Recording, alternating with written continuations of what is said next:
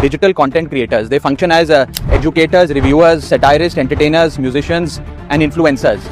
ये सही मायने में सर भारत के ग्रास रूट कम्युनिकेटर बन गए हैं और इनका यूट्यूब चैनल हो या इंस्टाग्राम पेज हो, ये इनके लिए सोर्स ऑफ एंटरटेनमेंट नहीं बल्कि इनकी सोर्स ऑफ इनकम है, इनका एसेट है, it is the fruit of their hard work.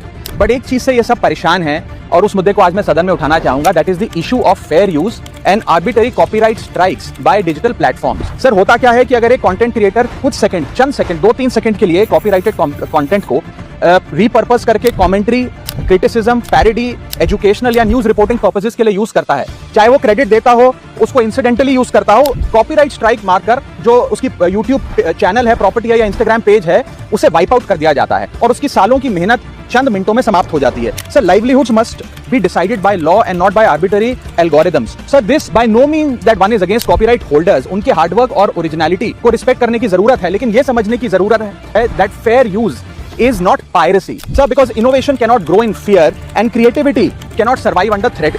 India का कॉपीराइट एक्ट सर 1957 में बना। एक ऐसे दौर में बना जब ना इंटरनेट था, ना कंप्यूटर थे, ना डिजिटल कंटेंट क्रिएटर्स थे, ना यूट्यूब, इंस्टाग्राम था। And this act lakhs the very definition of digital creators. ये फेयर डीलिंग की बात करता है, लेकिन फेयर डीलिंग की बात किताबों, मैगजीन और जर्नल के कॉन्टेक्स्ट में करता है, जो उस दौर की इंफॉर्मेशन डिसेमिनेशन के सोर्सेज थे, ना कि आज के दौर की। इसीलिए मैं 3 मांगे आज सदन में लेकर आया हूं। मेरी पहली मांग है, amend the copyright act of 1957 and define digital fair use. परिभाषित करिए कि ट्रांसफॉर्मेटिव यूज क्या है, जैसे कि commentary, satire, critic, explanation. Define करिए कि इंसिडेंटल यूज क्या होता है, कि अगर बैकग्राउंड में ऑडियो विजुअल चंद सेकंड्स के लिए चले तो वो इंसिडेंटल यूज है या पूरे कंटेंट को वो वाइप आउट करें। Proportionate use, educational use, public interest use and non commercial use की परिभाषा देने की आज आवश्यकता है। दूसरी मेरी मांग है sir, bring in the proportionality doctrine in copyright enforcement. कि बैकग्राउंड में मान लीजिए कुछ सेकंड के लिए कोई वीडियो और साउंड चला, उसका ये मतलब नहीं होना चाहिए कि कंटेंट क्रिएटर की सालों की मेहनत कुछ चंद सेकंड्स में समाप्त हो जाए।